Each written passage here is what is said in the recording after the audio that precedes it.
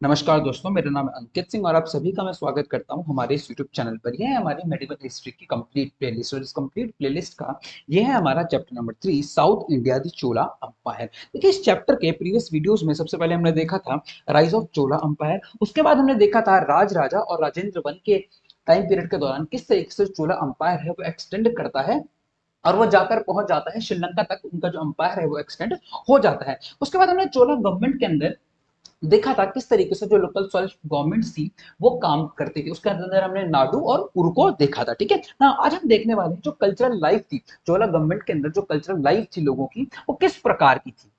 तो चलिए शुरू करते हैं। देखिए, वीडियो स्टार्ट करने से पहले मैं आपको उसका सोर्स बता दूं। उसका सोर्स है history of medieval India by Satish Chandra. तो चलिए शुरू करते हैं। देखिए, जब चोला गवर्नमेंट की बात आती है और उसके अंदर कल्चरल लाइफ की बात आती है तो सबसे जो इंपॉर्टेंट चीज यहाँ पर हुई वो था भक्ति मूवमेंट का डेवलपमेंट। देखिए, भक्ति मूवमेंट जब यहाँ पर साउथ इंडिया के अंदर आता है और चोला गवर्नमेंट के अंदर जब भक्ति मूवमेंट की शुरुआत होती है तो भक्ति मूवमेंट जो था अपने क्लाइमेक्स के ऊपर था। बहुत तेजी से जो है भक्ति मूवमेंट का इम्पैक्ट देखने को मिलता है हमें चोला रूल के अंदर। ठीक है ना, इसके अलावा देखिए जो चोलास थे, चोलास के ऊपर जो चोला रूलर्स थे, इनके ऊपर आपको भक्ति मूवमेंट, जब भक्ति मूवमेंट का असर इनके ऊपर पड़ता है तो इनका जो सबसे मेन असर जो दिखाई देता है भक्ति मूवमेंट का, वो दिखाई देता है यहाँ पर बनने वाले टेम्पल्स के अंदर। बहुत अच्छे खूबसूरत जो टेम्पल्स हैं वो यहाँ पर बनाए गए और ये किससे इन्फ्लुएंस थे? भक्ति मूवमेंट से। ये जो टेम्पल्स थे वो इन्फ्लुएंस थे। ठीक है, इसके अलावा देखिए चोलास के पास हम सभी को पता है कि बहुत सारे रिसोर्सेस थे। उनके पास जो रिसोर्सेस से पैसा आ रहा था, जिस तरीके से वो रेवेन्यू कलेक्ट कर रहे थे, वो जो मेथड था बहुत ज्यादा सफिशिएंट था, बहुत ज्यादा अच्छा था, बहुत ज्यादा एफिशिएंट था। ठीक है, इसी वजह से हम सभी को पता है कि जो चोलास थे उन्होंने बहुत अच्छी कैपिटल्स बनवाई। They build great Capitals. उन कैपिटल्स में कौन कौन सी थी? कि तंजौर में इन्होंने कैपिटल बनाई, गंगाईकोल चोलापुरम में इन्होंने कैपिटल बनाई और कांची जो है इनकी कैपिटल हुआ करती थी। जो कैपिटल्स थी बहुत ज्यादा, कैपिटल सिटीज थी वो बहुत ज्यादा खूबसूरत सिटीज थी। इसके अलावा जो रूलर्स थे ना, इन्होंने बहुत बड़े बड़े पैलेसेस बनवाए, बैंक्वेट हॉल्स बनाए, बहुत सुंदर सुंदर गार्डन बनवाए। ठीक है, तो कहीं ना कहीं जो चोला अंपायर के जो रूलर्स थे इन्होंने भी अपने हिसाब से अपने लिए बहुत बड़े बड़े महल बनवाए, किले बनवाए और भी बहुत सारी चीजों इन्होंने अपने लिए की। इसके अलावा आप देखिए इनके जो फ्यूडल लॉर्ड्स थे उनके भी बहुत बड़े बड़े मकान हुआ करते थे। देखिए, इनके जो फ्यूडल लॉर्ड्स थे इनके पास कई बार 7 स्टोरी और 5 स्टोरी जो है हाउसेस हुआ करते थे। ठीक है ना, अब जो इनका देखिए, जो चोला गवर्नमेंट के अंदर चोला रूलर्स ने जो भी डेवलपमेंट किया आर्किटेक्चर के फील्ड में, कल्चर के फील्ड में जो भी डेवलपमेंट किया, जो भी इन्होंने बिल्डिंग्स बनवाई, खूबसूरत खूबसूरत महल बनवाए, टेम्पल्स बनवाए, इनके जो साक्ष्य हैं वो कहीं ना कहीं बाद के दौर में क्या हो गए? खत्म होते चले गए। ठीक है, अनफॉर्चुनेटली जो है इनके जो साक्ष्य हैं वो आज मौजूद नहीं है। लेकिन हमें आज देखिए, जो गंगाईकोल चोलापुरम की जो कैपिटल सिटी थी, बहुत खूबसूरत जो सिटी यहाँ पर बनवाई गई थी, आज उसका कोई एग्जिस्टेंट नहीं है। आज हमें सिर्फ इतना पता लगता है कि तंजौर के पास एक छोटे से विलेज तक ही है आज सीमित है। ठीक है ना, इसके अलावा आप देखिए जो मैग्निफिसेंट प्लेसेस जो बनवाए इन रूलर्स ने और इनके मिनिस्टर्स ने, इसके अलावा जो बहुत खूबसूरत घर, जो यहाँ के जो ट्रेडर्स थे, यहाँ के जो मर्चेंट्स थे, वो भी काफी रिच थे, उनका भी ट्रेड साउथ ईस्ट एशिया के साथ चल रहा था, तो उन्होंने बहुत खूबसूरत जो है महल बनवाए। लेकिन ये जो महल बनवाए आज के दिन पे एग्जिस्ट नहीं करते। ठीक है, लेकिन हमें इनके बारे में पता लगता है लिटरेरी सोर्सेस से। लिटरेरी सोर्स से हमें पता लगता है कि यहाँ पर जो है बहुत खूबसूरत जो मकान, बहुत सारे खूबसूरत जो पैलेसेस हैं यहाँ के मिनिस्टर्स ने, यहाँ के राजाओं ने और यहाँ के मर्चेंट्स के द्वारा बनाए गए होंगे। ठीक है ना, देखिए जो टेम्पल आर्किटेक्चर था वो भक्ति मूवमेंट के दौरान बहुत ज्यादा उभर कर आता है चोला गवर्नमेंट के अंदर। चोला गवर्नमेंट के अंदर भक्ति मूवमेंट का जो इम्पैक्ट होता है उसका इम्पैक्ट हमें टेम्पल्स के ऊपर देखने को मिलता है और एक नई तरीके की आर्किटेक्चर जो स्टाइल है वो हमें देखने को मिलता है, वो है द्रविड़ा आर्किटेक्चर। देखिए, द्रविड़ा आर्किटेक्चर का इजाद होता है साउथ इंडिया में और ये साउथ इंडिया तक ही सीमित है। आप जब नॉर्थ में जाते हैं तो आपको नागरम स्टाइल के टेंपल देखने को मिलते हैं, लेकिन साउथ इंडिया में आपको कौन से स्टाइल के टेंपल देखने को मिलता है? द्रविड़ा आर्किटेक्चर के जो टेंपल हैं वो आपको यहाँ पर देखने को मिलते हैं। ठीक है ना, ये जो मंदिर थे ना ये बहुत ज्यादा खूबसूरत और बड़े होते थे। ठीक है, देखिए जो द्रविड़ा आर्किटेक्चर था इसका सबसे जो मेन मेन जो इसका जो फीचर था कि जो गर्भगृह होता था ना मंदिर का, गर्भगृह वो वाला, देखिए जो गर्भगृह होता है, ये गर्भगृह वो वाला पार्ट होता है जहां पर डाइटी, जो भगवान, जो गॉड और गॉडेसेस हैं, इनकी जो मूर्तियां रखी होती हैं बेसिकली, उस प्लेस को गर्भगृह कहा जाता है। ये जो गर्भगृह होता था, इस गर्भगृह के ऊपर काफी सारी जो स्टोरीज होती थी, ठीक है, इसके ऊपर काफी ज्यादा मंजिलें जो है इनके द्वारा चढ़ाई जाती थी। ठीक है, नाउ देखिए बहुत सारे जो डेवलपमेंट है वो आते हैं ड्यूरिंग दी भक्ति movement in the temple building. Temple building के प्रोसेस में बहुत सारे जो डेवलपमेंट है वो होते हैं भक्ति मूवमेंट के दौरान। तो पहला जो मैंने आपको डेवलपमेंट बताया वो है गर्भगृह का। गर्भगृह के अलावा गर्भगृह के ऊपर बहुत सारे फ्लोर जो है वो चढ़ाए जाते हैं, और इन फ्लोर्स को यहाँ पर बताया गया है विमाना। ये फ्लोर कई बार पांच स्टोरी होते थे, कई बार 7 स्टोरी होते थे, मतलब 7 मंजिले 5 मंजिल के ये फ्लोर होते थे, और इनको यहाँ पर क्या बताया है, ये मंडपा बताया गया। ठीक है, गर्भगृह के जस्ट सामने एक पिलर्ड हॉल होता था। ठीक है, मतलब बहुत सारे पिलर्स होते थे, पिलर्स के ऊपर एक फ्लैट रूफ होती थी, मतलब छोटे छोटे पिलर्स होते थे, उनके ऊपर एक रूफ होती थी, और इस जगह को बताया गया है यहाँ पर बेसिकली एक मंडप। इसको क्या कहता है, मंडप, इसको बताया गया। तो ये मंडप के इस मंडप को बेसिकली इस मंडप के चारों ओर जो पिलर्स थे, इन पिलर्स को काफी खूबसूरती से सजाया जाता था। इनके अंदर काफी अच्छी जो नक्काशी है वो की जाती थी, और उनके ऊपर क्या है, मूर्तियां बनाई जाती थी, बहुत अच्छे तरीके से इनको सजाया जाता था। इसके अलावा देखिए, देखिए जो गर्भगृह है, गर्भगृह के जस्ट आगे मैंने आपको बताया कि मंडप होता था, और ये मंडप के अंदर बहुत सारी जो है एक्टिविटीज होती थी। मंडप के अंदर बहुत सारी सेरेमोनियल एक्टिविटीज होती थी, और यहाँ पर जो मेन प्रैक्टिस होती थी, मेन जो सेरेमोनियल एक्टिविटी होती थी वो थी डांस की, और ये डांस जो है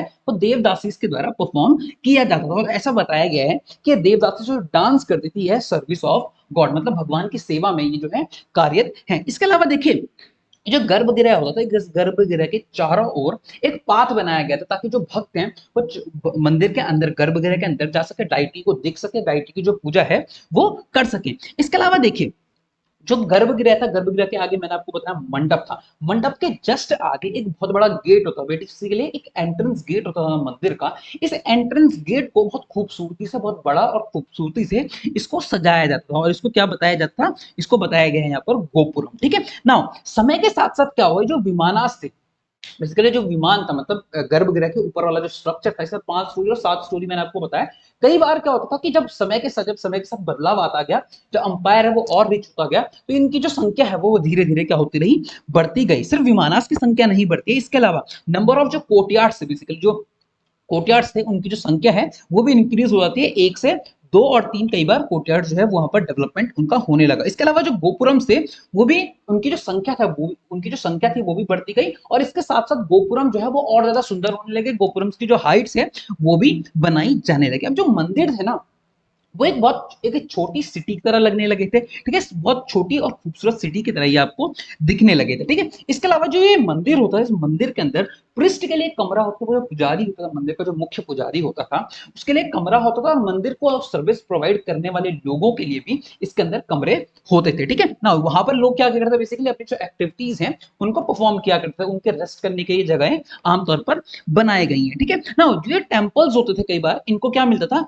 ये इंजॉय करते थे रिवेन्यू फ्री ग्रांट्स। कई बार क्या होता था, टेम्पल्स को क्या दिया जाता है, रिवेन्यू फ्री ग्रांट्स दिए जाते थे बाय द एम्पर। तो एम्पर होता था उनको रिवेन्यू फ्री ग्रांट्स दिया जाता था, और जो मंदिर के एक्सपेंसेस हैं वो इस लैंड से जो है ये लोग किया करते हैं। बेसिकली सपोज कीजिए एक मंदिर है, एक मंदिर के एडमिनिस्ट्रेशन को राजा के द्वारा क्या दे दिया गया है, एक रेवेन्यू फ्री लैंड दे दिया गया। उस लैंड के अंदर क्या करेंगे, वो बेसिकली जो लैंड है वो है टैक्स फ्री, वो रेवेन्यू फ्री, आप उस पर कोई टैक्स नहीं देना है। तो मंदिर क्या करवाएगा, उसके अंदर एग्रीकल्चर करवाएगा। जब मंदिर उसके अंदर एग्रीकल्चर करवाएगा तो उससे जो भी पैसा मिलेगा उससे मंदिर के जो एक्सपेंसेस है, मंदिर में होने वाले जो सामान है, मंदिर के अंदर होने वाली जो सफाई है, वहां पर रहने वाले जो लोग हैं उनकी जो सैलरीज है वो बेसिकली उस रेवेन्यू फ्री लैंड से दी जाती थी। इसके अलावा भी बहुत सारी ऐसी चीजें थी जिससे मंदिर को जो है रेवेन्यू मिलता था। ठीक है ना, मंदिर को ग्रांट तो मिलते ही थे, इसके अलावा रिच डोनेशन से मिलते थे। रिच डोनेशन बेसिकली कौन देता था मंदिर को, जो बड़े बड़े किसान होते थे और जो वेल्थी मर्चेंट्स होते थे, ये जो है मंदिर को क्या दिया करते थे, डोनेशन दिया करते थे। आज के दौर में हम भी क्या करते हैं, मंदिर को डोनेशन देते हैं। जो बहुत अमीर अमीर लोग होते हैं, आपने देखा होगा कई बार वो मंदिर को बहुत अच्छी डोनेशंस दिया करते हैं, और इससे भी मंदिर का जो गुजारा होता था, मंदिर के जो एक्सपेंसेस होते थे वो चला करते थे। ठीक है, मंदिर बाद के दौर में, ठीक है, चोला अंपायर के दौर में मंदिर जो है वो बहुत ज्यादा जो प्रोग्रेस करने लगा। मंदिर की एक अपनी भूमिका होती थी इकोनॉमी में, मंदिर की जो है अपनी एक मंदिर जो है इकोनॉमी में भी अब पार्टिसिपेट करने लगे थे। ठीक है, वो कई बार क्या करते थे, बिजनेस के अंदर भी उन्होंने they also entered in the business, वो बिजनेस किया करते थे। ठीक है, इसके अलावा मनी लैंड किया करते थे, बेसिकली उधार दिया करते थे लोगों को, और वो business enterprises, they took part in the business enterprises. ठीक है, नाउ कई बार जो मंदिर होते थे वो क्या किया करते थे, एग्रीकल्चर के इंप्रूवमेंट के लिए भी काम किया करते थे, इसके अलावा कल्टीवेशन के लिए भी वो काम किया करते थे, मतलब डेवलपमेंट। जो एग्रीकल्चर है उसके उसके अंदर होने वाले डेवलपमेंट के लिए भी मंदिर कई बार क्या कहते थे, काम किया करते थे। ठीक है, कई बार टैंक्स खुदवाने के लिए भी जो डिगिंग टैंक के लिए भी मंदिर क्या करता था, डोनेशन अपने जो अपने पास आने वाला जो पैसा है उसके अंदर बेसिकली मंदिर उनको दिया करता ताकि इनका भी डेवलपमेंट हो सके। कई बार कुएं खुदाया करता था। ठीक है नाउ, इसके अलावा इरिगेशन के लिए, इरिगेशन के जो भी कैनाल्स वगैरह बनती थी, जो भी डेवलपमेंट इरिगेशन के फील्ड में होता था, एग्रीकल्चर से रिलेटेड इरिगेशन के फील्ड में जो भी डेवलपमेंट होता था उसके अंदर भी मंदिर का एक रोल होता था। देखिए Dravidian style of temple architecture का जो हमें सबसे पहला एग्जांपल मिलता है वो हमें मिलता है 8th सेंचुरी से। 8th सेंचुरी के अंदर कांचीपुरम में एक कैलाशनाथ टेंपल बनवाया गया। ये सबसे पहला एग्जांपल है Dravidian style of temple architecture का। इसके अलावा देखिए जो सबसे खूबसूरत और फाइनेस्ट टेंपल था द्रविडियन आर्किटेक्चर का वो था विदेश्वरा टेंपल। मैंने आपको विदेश्वरा टेंपल के बारे में पहले ही बताया था। ये विदेश्वरा का जो टेंपल है कहां पर बना हुआ था, तंजौर के अंदर ये बना हुआ था और इसको किसने बनाया था, राजराजा वन ने इसको बनवाया था। ठीक है, इसके अलावा इस विदेश्वरा के टेंपल को राजराजा टेंपल भी कहा जाता है। अब इसको राजराजा टेंपल क्यों कहा जाता है, देखिए जो चोलास थे उनकी एक हैबिट थी, क्या क्या करते हैं मंदिर के कोर्टयार्ड में कई बार राजा और जो राजा की रानी होती थी, क्वीन किंग और क्वीन की जो है फोटोज लगा दिया करते थे, इसलिए जो बृहदेश्वरा टेंपल है इसको राजराजा टेंपल भी बोला जाता है। इसके अलावा जो द्रविडियन आर्किटेक्चर का एक और सबसे खूबसूरत एग्जांपल हमें देखने को मिलता है वो है गंगईकोल चोलापुरम का मंदिर। गंगईकोल चोलापुरम का जो मंदिर है आज भी एग्जिस्ट नहीं करता, आज वो उतनी अच्छी सिचुएशन में तो नहीं है, लेकिन वो एक बहुत अच्छा एग्जाम्पल है हमारे लिए द्रविडियन आर्किटेक्चर का। इसके अलावा देखिए साउथ इंडिया में और भी जो छोटे छोटे जो डायनेस्टीज थी ये भी जो है समय समय पर अच्छे अच्छे खूबसूरत खूबसूरत मंदिर बनाते रहते थे। अब हमें एक चीज और याद रखनी होगी, देखिए टेम्पल तो बहुत खूबसूरत बने हैं, इस दौर में बहुत ज्यादा प्रोग्रेस हुई हमारे चोला अंपायर के अंदर, इस दौरान बहुत सारी प्रोग्रेस होती है साउथ इंडिया में, लेकिन ये जो बहुत खूबसूरत टेंपल आपको दिख रही है, जो कल्चरल हेरिटेज यहाँ पर देखने को मिल रही है, ये कल्चरल हेरिटेज को बनाने के लिए जो रिसोर्सेज हैं ये रिसोर्सेज कहाँ से जमा किए गए, बेसिकली प्लंडरिंग करके इन रिसोर्सेज को जमा किया गया और उसके बाद इतने खूबसूरत मंदिर बनाए गए। तो हमें ये भी ये बात याद रखनी होगी कि मंदिर खूबसूरत तो है लेकिन इन खूबसूरत मंदिरों के पीछे एक बहुत बड़ी प्लंडरिंग की जो एक्टिविटी है वो भी इन्वॉल्व है। ठीक है नाउ, अब देखिए जो चोला अंपायर था उसका फॉल होता है उसके बाद भी जो बिल्डिंग एक्टिविटी है, जिनका जो टेंपल बिल्डिंग एक्टिविटी है वो कंटिन्यू रहती है कल्याणी के चालुक्यास के द्वारा और जो होशालास थे। ठीक है, बेसिकली चोलास को बाद में जो रिप्लेस करेंगे वो थे चालुक्यास और होशालास। तो जो ये चालुक्यास थे कल्याणी के और जो होशालास थे बेसिकली जो टेंपल बिल्डिंग का जो प्रोसेस है इसको आगे बढ़ाएंगे। ठीक है नाउ, एक डिस्ट्रिक्ट है धारवाड़, ठीक है, और जो होशाला कैपिटल है हेलब्रिड, यहाँ पर बहुत खूबसूरत मंदिर आपको देखने को मिलते हैं। ठीक है, बहुत लार्ज टेंपल आपको यहाँ पर देखने को मिलते हैं। इसमें जो सबसे खूबसूरत टेंपल है वो है होशालवरा टेंपल। बेसिकली मैं आपको इसके बारे में बता दूं, जो टेंपल है इसका मैंने नाम लिया होशालसुरा टेंपल, ये बेसिकली भगवान शिव के लिए डेडिकेट किया गया है। ठीक है नाउ, देखिए मैंने आपको बताया कि टेंपल्स के अंदर बहुत सारे चेंजेस आते हैं। टेंपल को सजाने और संवारने के लिए भी बहुत सारी जो चीजें हैं वो की जाती थी। अब जो टेंपल्स की वॉल्स होती थी और जो पिलर्स होते थे इनके ऊपर नक्काशी करके काफी खूबसूरत जो है इमेजेस, बहुत सारी जो खूबसूरत मूर्ति हैं बेसिकली वो बनाई जाती थी। अब इन दीवारों को सजाने के लिए, जो दीवारें होती थी इनको सजाने के लिए कई बार उनके ऊपर खूबसूरत जो पेंटिंग्स होती थी वो भी बनाई जाती थी। इन पेंटिंग्स के ऊपर क्या होता था, कई बार लाइफ से रिलेटेड सीन्स होते थे, कई बार डांस के कुछ स्टेप्स से रिलेटेड सीन्स होते थे, इसके अलावा म्यूजिक से रिलेटेड कुछ सीन्स होते थे और सबसे जो स्पेशल होता था वो होता था वॉर और लव से रिलेटेड सीन्स भी कई बार मंदिर की दीवारों पर उकेरे जाते थे। अब देखिए जो लोग थे वहां पर बेसिकली, जो लोग हैं यहाँ पर चोला अंपायर के अंदर, इनकी जो लाइफ थी ना उस दौर में जो लोगों की लाइफ थी वो काफी क्लोज से रिलीजन के साथ, लोग जो है रिलीजन के साथ काफी ज्यादा जुड़ाव जो है वो अपना एक महसूस करते थे, लोगों का रिलीजन के साथ एक बहुत डीप कनेक्ट था। इसके अलावा देखिए जो टेम्पल्स थे वो सिर्फ एक प्लेस ऑफ वर्शिप नहीं थे। ठीक है, जो टेम्पल्स थे वो हब थे सोशल और कल्चरल लाइफ के एज वेल। देखिए आप सभी को पता होगा जब भी कोई टेम्पल स्टैब्लिश होता है किसी एरिया में तो उसके इर्द गिर्द जो इकोनॉमी है वो कहीं ना कहीं चढ़ने लगती है। तो टेंपल के इर्द गिर्द जब इकोनॉमी चलने लगती है तो टेंपल सिर्फ क्या नहीं रहते, एक प्लेस ऑफ वर्शिप नहीं रहते, इसके अलावा टेंपल्स क्या बन जाते हैं, सोशल और कल्चरल लाइफ के भी सेंटर्स बन जाते हैं। देखिए इस दौर में साउथ इंडिया में बहुत सारे ऐसे रूलर्स थे जिन्होंने आर्ट और कल्चर को बहुत ज्यादा प्रमोट किया। देखिए जब जब इकोनॉमिक प्रॉस्पेरिटी आती है किसी भी किंगडम के अंदर, किसी भी रूलर के अंदर, तब तब क्या होता है आर्ट और कल्चर को काफी ज्यादा पेट्रोनाइज किया जाता है। ठीक है, तो ऐसा ही इस दौर में हुआ कि साउथ इंडिया में जितने रूलर्स हैं इन्होंने आर्ट और कल्चर को बहुत ज्यादा पेट्रोनाइज किया। देखिए अब जो रूलर्स होते थे और इन रूलर्स के जो कोर्ट पोएट्स होते थे वो क्या करते थे, संस्कृत में लिखना पसंद करते थे। आमतौर पर यह माना जाता था कि जो अपर क्लास है उसकी जो लैंग्वेज है वो आमतौर पर संस्कृत है। लेकिन इस दौर में जो रूलर्स थे साउथ इंडिया के रूलर्स थे, बेसिकली उन्होंने काफी ज्यादा पेट्रोनाइज किया लोकल लैंग्वेजेस को, ठीक है, लोकल लैंग्वेजेस में अपने आर्ट और क्राफ्ट को काफी ज्यादा प्रमोट किया। बेसिकली उनके जो डॉक्यूमेंट्स हैं, उनके जो अकाउंट्स है, बेसिकली वो आपको तमिल में भी देखने को मिल जाते हैं। साउथ इंडिया की जो रीजनल लैंग्वेजेस हैं उनके अंदर आपको देखने को मिल जाती है। अब देखिए, साउथ इंडिया के दौरान जब भक्ति मूवमेंट साउथ इंडिया के चरम पर था,